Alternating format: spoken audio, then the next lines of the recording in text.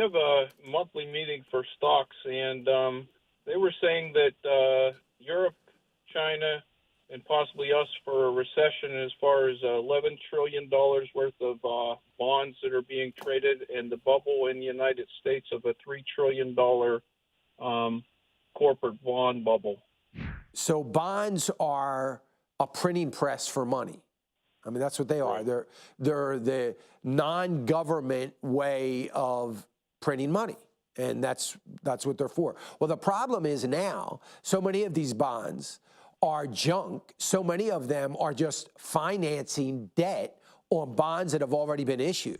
I would say if you are looking for a place for preservation, you can only be in things that are sovereign government backed.